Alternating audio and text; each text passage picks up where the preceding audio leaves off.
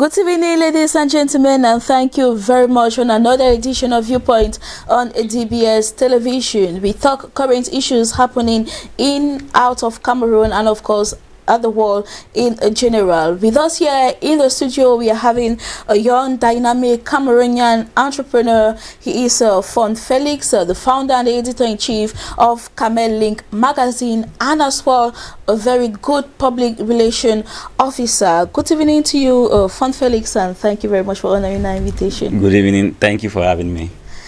Mange Venashus, it's a pleasure having you with us again. Good evening, Vanessa, and good evening to our viewers in the house. All right, let us take some seconds and we will be right back to take the first part of the show, that is yes or no.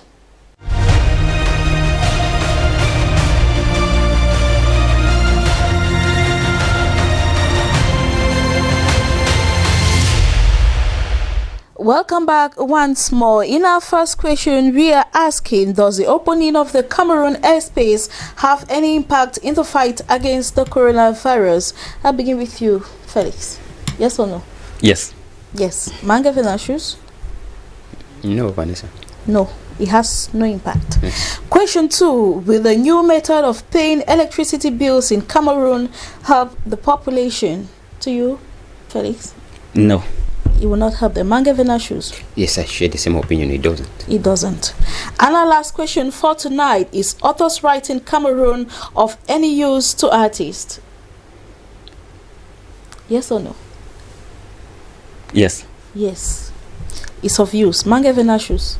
It is of no use, Vanessa. It is of no use. All right. This is your point of view. What is yours? Back at home, just stay tuned for the debate.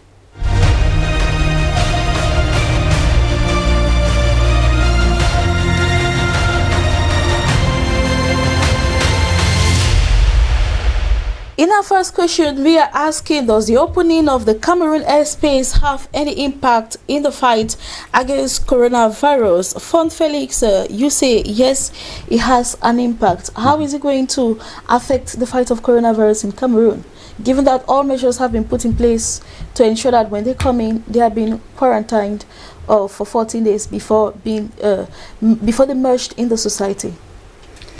Okay, first of all, we both know that one of the ways to prevent coronavirus is to prevent gatherings. You know how many people get into an airplane. I don't think there's going to be anything like social distancing in a plane. Mm-hmm. And you know, moving around already, you are at risk. They tell us to stay home.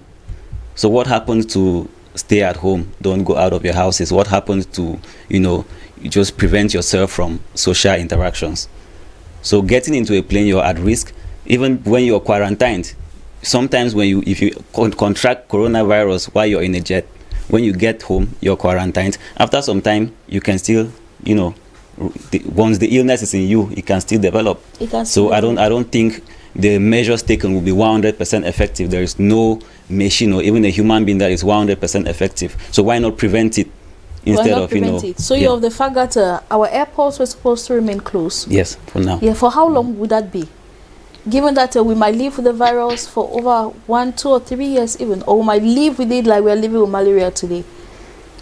I believe that even if we're supposed to open it, we should give ourselves some time to see that the treatments that are being proposed, like there are a couple of people coming up with treatments, and there are vaccines that people are working on. Let's give them some time to work on them. Coronavirus has been around, like it's been viral for like 4 months. Mm-hmm. So maybe like give it like 8 months, 1 year, and then let's see where it goes. But exposing people to it makes it worse. It makes it worse. Mm-hmm. All right. Thank you very much for your viewpoint. Mm-hmm. Mange Venashus, you think that opening our airports will have no impact in the fight of coronavirus? Yes, Vanessa. I think that when we're talking of coronavirus in Cameroon, by March, we're around 2-3 cases, and we close our airspace. We are now at 1,000 plus, 10,000 plus. Mm-hmm. We are opening our airspace, which means the closed airspace had nothing to do. If the airspace was closed and we could go right up to 10,000 and above, opening it will have little effect as far as, because the virus is already here. It's not as if the virus comes in the plane. No, it is already with us. We made the error, allowed it entered Cameroon. Whether we close or we are not closing now, like we are selling, after the market, because the damage has been done. And to track the virus in Cameroon and handle it now needs some kind of extra grace from God for us to do it, because whether we are opening it or we are not opening it, it has very little effect. Because like you said, we are going to live with the virus now for long, and the economy has to turn now, because we cannot tie down the economy now with what is happening. We closed down for close to 2 months, and nothing happened. It did not solve any problem. Instead, in as much as we are closed, the cases are contaminated cases are increasing. So let life continue. We just need to adapt to know that we are already living with the virus, and each individual will carry out his or her best in preventing his or herself from contacting the virus. But let the society continue, because there's nothing we can do as of now. So opening the airspace in Cameroon has little to do in the fight against the virus. Mange Venantius, as a reminder, we should take note that the virus entered in the country from the plane. Since you say no, the plane has nothing to do in the fight of the coronavirus. The first case, foreigners brought it in Cameroon. The first case came from France. It came from France. It's not something that we are doubting. It came. It is already there. So if we keep closing our airspace, we are not fighting the virus, because closing the airspace will not make the coronavirus pandemic from increasing as it has been gaining ground in Cameroon. There's nothing we can do. There are other measures that we could take to see whether we could, control, or we use the word curb the spread of the virus. There are other measures, simple hygienic measures that World Health Organization and the government has given to us, for us to try to respect simple hygienic rules. Wearing of face mask, regular washing of hands with soap. Yes, or hand sanitizers. But then when we talk of closing the airspace, it will not stop the virus from propagating here, because the virus is not something that, when it comes and attacks you, it remains with you. No.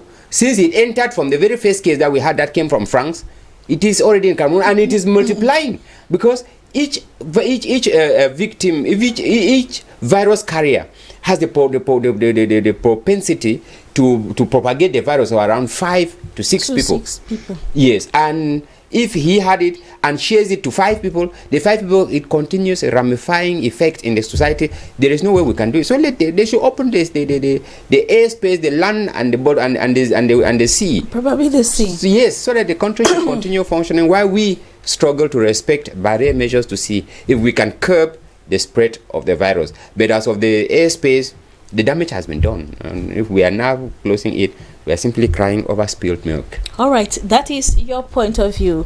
In our second question, with the new method of paying electricity bills in Cameroon help the population, and Fund Felix, you think that is not going to help the population? It has to do with the method where electricity bills will be paid or will be taken within 3 months for the consumers to pay within that period. So what makes you think it will not be beneficial, given that they have a longer period of time to accumulate money in order to pay for these bills? I'm someone who believes so much in planning, and if I have made my life plan, I know every month I need to spend this amount of money to take care of my bills. I don't need that plan to be changed. When you come and you tell me, okay, I'm going to have 3 months, and after that 3 months, the amount is actually more than, it's heavy. So I feel that leave us 1 month. After 1 month, we take our salaries monthly. Let me have 1 month. I partition my salary. I know that, okay, this percentage of my salary is paying my electric bill. Let me not get comfortable, and then after 3 months you bring me a lump sum, and then I'm not able to pay it, or maybe I have to go hungry because I want to pay my bills. And then also, I don't know how that is going to be rated when it comes to the use of electric meters. So there is a lot that has to be revealed about how they are going to give us the bills after 3 months. After 3 months. Yes. So I just believe that people need to be given that time to assimilate that information. But for now, we plant our life like this. If you want to change it, introduce it slowly. Let's see how it works. don't just bash people and don't just bash people. Yeah. All right, so you're of the point of you're of the viewpoint that it has taken many by surprise, and so they should take out time to outline how the process is going to look like. Yes, maybe test it. Maybe test it first of all for some time and see. When they come to test it, it might just continue. Or do you think there will be a stop at that? No, for stuff like that, there is always, before you test it, there is a sample population. You pick a couple of people in different walks of life and you test it on them. You sample it, and they get their review, and from there they can judge. All right, Mange Venashus, in his point of view, he talks of planning. Like a lot of Cameroonians, given that they live from hand to mouth on a daily basis, they need to plan. They know that at least a month they pay 2,000 francs, 3,000 francs, depending on the rate at which they consume it. And you think it's not going to favor the population? It's not for the good of the population? At all, Vanessa. It is not for their own good. It's just like your landlord tells you that you should keep your rent for the next 3 months. He would come and collect it after 3 months. And you think that he has given you money. Instead, he is like telling you, keep my money. Because at the end of 3 months, you will still have to pay the money. And he doubles it. He makes it heavier for you rather than helping you in any way. I think when I read what the electricity distribution company in Cameroon did, it is to their favor. They want to minimize the rate, the staff they use in doing the bill collection round each month. And once they will use you now, once in every 3 months, it means you may just be paid for that period, maybe that 1 week that you carry out the work once in every 3 months. Rather than using you every month, they would rather prefer to use you once every 3 months. But the impact, the incidence of that action falls on the customer. You mean you and I, Cameroonians, we are the people who are going to suffer the effect, because somebody who has been using his light, like Mr. Font said, he knows that he uses 10,000 francs for his electricity bill. Now, this 10,000 francs monthly will have to go for maybe after 3 months, you pay 30,000 francs. It is impossible with the living standard that we have in the country that each month you subtract 10,000 francs and keep. Waiting for the next 2 months, you collect the money and give. So many people will run into problems where you see that they will not be able to pay their electricity bills.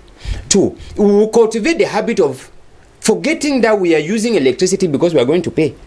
Because you will pay after 3 months and then you continue using. You may use more than the normal rate that you always use, because you are just using. Nobody comes to remind you. Every month when somebody passes beside you to take the meter readings, you also read it and you say, no, this month we consume much. Let us reduce it, and you regulate the way you use. But after 3 months, they come and give you a sum, 50,000, 200,000 that you have to pay. And at that time, that's when you will realize that you don't even have money. It's not as if your salary is also being pushed for 3 months. Your salary is paid every month. So the salary that you take every month, at the 3rd month, you will take the same salary and you pay the bill that you have consumed for 3 months. That will be very heavy for Cameroonians. I think it is high time that the powers that be, the state, should intervene, because there are some basic necessities in Cameroon that we don't need to play with. We're talking of water, we're talking of electricity. When it comes to being handled by private operators, the population is at risk. Because when the process takes effect, it's just a matter of time. You will discover that a lot of Cameroonians will have the difficulty, respecting this kind of payment schedule that we have from the electricity company. So I think it's high time they review that strategy, because it is not for the benefit of each of Cameroonians. Remember, they are a profit-making organization or company, and their target is how to maximize their profit at all costs, the cost of even seeing Cameroonians suffering. So I think that this company should, do something and revise this payment strategy, Vanessa. And revise it. All right, that is your point of view. But Mr. Von Felix, I was rather thinking that maybe it also has a way to help the vulnerable population meet their needs, because if this month, actually, if you consume, let's say, 2,000 francs every month, then within 3 months that will be 6,000 francs. In case you consume less, that is it not an advantage for us, the population, because it will not be shifted after 3 months or in the next 6 months. You keep on paying the same amount. Is that not more beneficial? I don't think so at all. I always think that accumulated debt is always heavier on whoever is going to spend. And as you rightly said, this is a strategy by the company to minimize their cost. I've done an internship with NAO for about 3 months, and those who go for bill collections, those who go to read the matters, those who go to get the bills paid, those who go to receive the money, all those people, they are employed. You're paid for the period when you're working. Okay. So imagine every 3 months, that means for 2 months those people are jobless. All right. And the company is not spending anything, and then you send them one time to go get money, to go collect the bills, they get everything paid, then they would have to wait again after 3 months. That is how much money those people are saving. That's saving. At the detriment of the population. At the detriment those of the people population. are supposed to be serving us. So I don't understand. If they cannot listen to the people, like, something has to be done about this. I don't think it's proper. As like you rightly say, if they cannot listen to the people, because DBS TV carried out an interview to some neighborhoods in Douala, and almost everybody was of the fact that no, this initiative is not laudable. Yes, yes, Vanessa, before we leave this point, there's something here I want to specify too. When they are talking of paying this periodic payment of bills, it's as if they just conclude that within the first month, if you used 10,000 francs, automatically at the third month, you see a bill of 30,000 francs. They just assume that you will still use 10,000 the second month, 10,000 the third month, and you have 30,000. Electricity is not something that we use as such. You don't use, there is no fixed consumption. Consumption vary. This month, normally in the rainy season, electricity bills are lower in cities like Douala because the climate is not as hot as it used to be during the dry season. Because when it is hot, everybody goes for the fan and air conditioners. That consumes electricity. Once it is hot, everybody go for cold water, cold drinks. It consumes electricity. But when the climate is cold, when it is rainy season, places are cold, very few people use the fan, and that reduces your cost of consumption. During the rainy season, food stuff is not, the rate at which food it's been conserved. Yes, it's not as in the dry season. So most of these things, they change the pattern of electricity consumption. But then, when we just simply say that this month you use 10,000, they will multiply it by 3 because next month or after 3, the third month, they will bring you a bill 30,000 francs.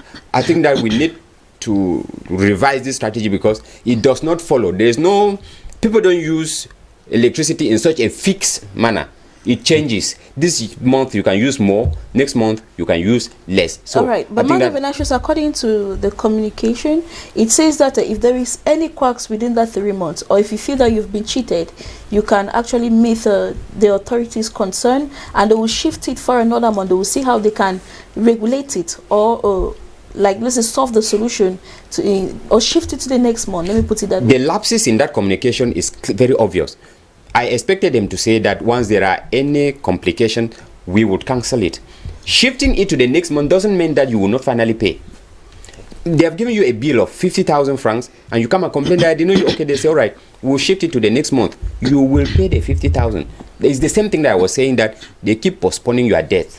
You are owing them, and you will pay. And with this electricity company, there's no way you can skip, because we need electricity. And once you don't pay, you are a debt. Your name is, anywhere you enter Mange Venatius, you are owing them 50,000 francs. So I think that we have to revise this periodic payment. It is not for the benefit of Cameroonians at all. All right. Our third question for tonight is: authors' rights in Cameroon of any use to artists? Fan Felix, I will turn to you because you're one of the promoters of talent in Cameroon. And you work more with these artists on a daily basis. But you are rather saying that author's right or copyright is beneficial or is of importance to these artists. Maybe you could edify us more and our televiewers watching us at this particular moment. Okay, from my point of view, it is beneficial.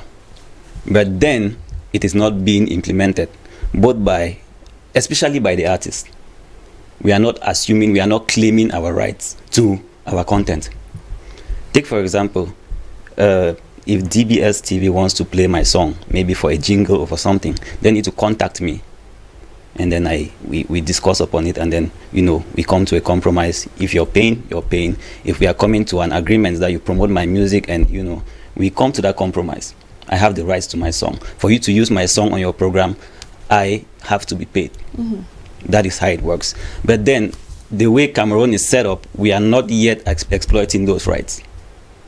Meanwhile, it is important. Meanwhile, it is important. Yes. All right. So, how is it of use? What is the use of these copyrights to artists? Those copyrights help artists to be able to get the recognition and the finances that they are entitled to, based on what they are producing as music, the entertainment they are giving to the population, and the fact that music is needed in every milieu. Music is needed in events, music is needed in clubs, radio, TV, everywhere. Everywhere. Yes. But the fact of, when we are talking about copyrights in Cameroon, and we know that has been a struggle among artists, the government, among artists and those who are consuming their product. And up to now, let's say they have not come to a compromise. What could you actually say about that? You see this infighting between them and the government, struggling to demand their rights, like the artist's right concerning his or her product. But up to now, we are like, even us, the journalists, we are still wondering, how far have they gone to? Every day it is a debate about this. I think that the government has laws that are in place. An artist to me is like an entrepreneur. Okay. You are not an employee of the government. And if there is a law that says you're going to be paid this amount of money for your art if it is being consumed by this set of people, and then you can follow that law and get paid by those people. The government has no powers to come and say, okay, this has to happen like this.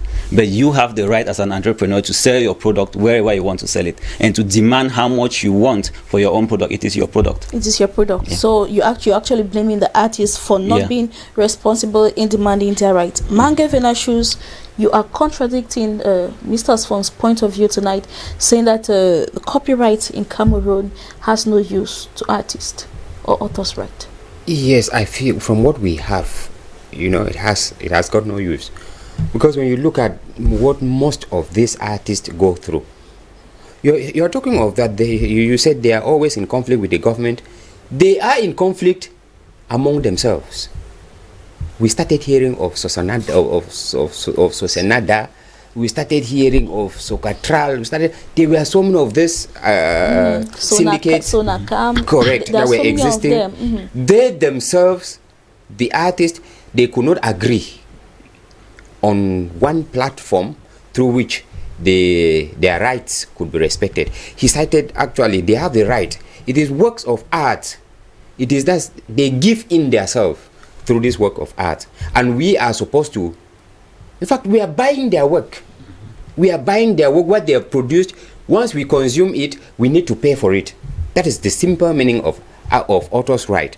But then, most of these authors, most of these artists, what we see, especially artists, what we see is so deplorable that you find somebody at the peak of his career or her career. She's a star, he is a star. But Vanessa, the way you see them ending up, they end up in a very miserable way, and you tend to ask, what has happened to this? I think, for example, just the late Mamangeya who died. People had to go, contributing money to help her. This is a woman who had been a star in the musical world, so much so that, Mamangeya was a name, it was not a household name anyhow in Cameroon. But we have to contribute money for medical care in Cameroon. Do we say that all this music that you hear, they are singing about Mamangeya, all over in Cameroon, the rights are not paid? Rights are not paid because they don't value it. That's why he said that they themselves, they don't demand for it. In some countries, immediately before your work of art is going out to the public, author's right or the patent right has been protected in such a way that whoever touches it must pay. But in Cameroon, it is now very, very available. Now people just produce it and share it on telephone. We don't buy CDs, all these things. We need to respect it, and we have made these artists now to be as if they are they don't. I mean, we have made them to be as if they don't mean anything again in the society. Whereas works of art, somebody said works of art are like spiritual kind of work. You need this kind of gift, yes, to be able to transfer, to get your message across to people through a song, through a design, auto writing. It's not everybody who can write, who can sing. It's not everybody who can play a guitar. So it needs some kind of gift. And once we don't valorize this gift, it makes them to be as if they are beggars. They are beggars because we don't respect them.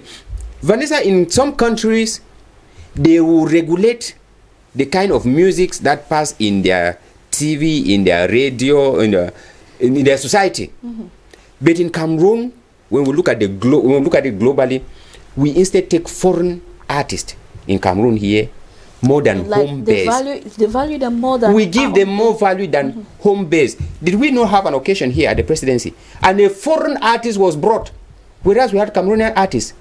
We had an institution in Cameroon here, a financial institution in Cameroon. They will go and hire a foreign artist to come and carry out publicity for that financial institution in Cameroon. There are Cameroonian artists. Is it that they cannot sing? I think that we have a minister of the Ministry of Arts and Culture. That is the function of that ministry. The Ministry of Arts and Culture was supposed to come to DBS. You don't play Fon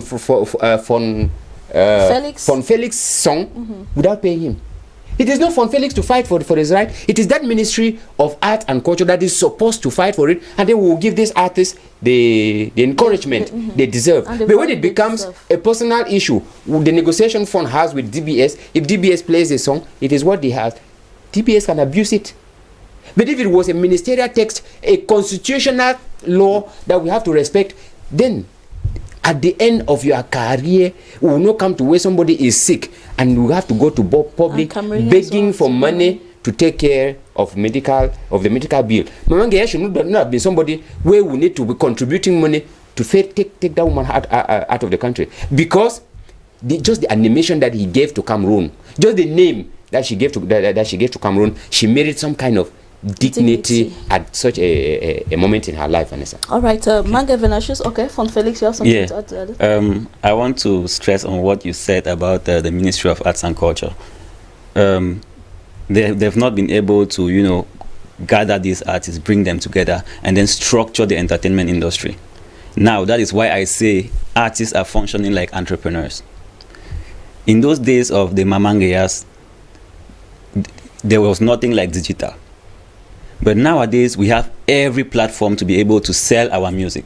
We have international music publishers who publish your music. And if your music is played in any club, if your music is streamed online, even on YouTube, which is free, you get paid. So when you look at artists like Mr. Leo can be at his house. He's not going for any show. You're not paying him. But he's making money because you're watching his song on YouTube. People are listening on iTunes. People are downloading from, some of these platforms we have here in Cameroon, MTN, Zix, and, other platforms that we have. That is how they are getting money for what they are doing. Right. That is them using now the platforms that we have in the world to be able to make money. So that is them exploiting their rights, their authors' rights. And then when you pay them for events, when you call them for an event, they give you a bill. You're using their content, you're using them, you're using their image, you're paying them for it. All right. So he stands for the fact that the artists themselves are responsible for that. Mange Venatius, maybe you could give what do you then advise these artists to do, or what do you advise the Ministry of Culture to do to better help these artists end life in a valuable way? It's simple. Let us give value to what is ours. Let us sell the Cameroon image. Because when we think that, when I listen to a song that comes from Ivory Coast, that comes from Senegal, that comes from any other, from South Africa, that comes from Nigeria, whereas there are home-based artists that can give us the same, even more, we are not helping them. We are not helping them.